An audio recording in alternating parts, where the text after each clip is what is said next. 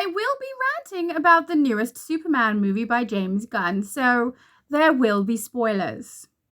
I really enjoyed the way they did the clone of Superman as well. I thought that was really well done. I enjoyed that we weren't getting a lot of exposition or explanation for things, and we were actually being presented with information at the same time as Superman for a lot of it. So we found out about the enemies around about the same time that Superman did, and some of them, in fact, we find out about it right when Superman does, like the clone of Superman being revealed. I loved it. I thought it was so good. I did find it interesting that the way that they needed to observe what he was doing was through cameras that were around the outside of him rather than something that was implanted in him or on him. I thought that perhaps Lex missed something there, that there should have been something on that particular character in order for him to be able to view what he was doing, regardless of whether the other cameras were able to follow him or not.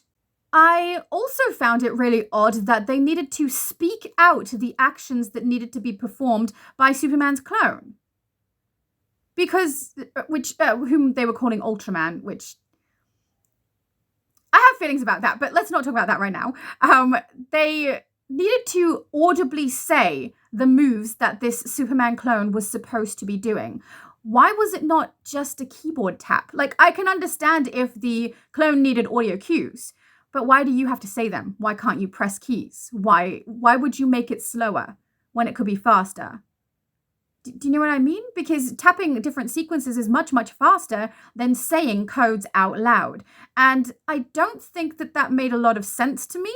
I think that maybe if they had have done it so that someone else could start saying the codes as they heard them and saw what the Superman clone was doing, but that never happened in the movie, so it didn't even have a reason that was outside of logic and only to progress the storyline. It just had no reason, which I find baffling, because were it me, not that I would ever be an evil villain, but were it me, I would have had a keyboard or multiple keyboards set up with the codes to type in quickly.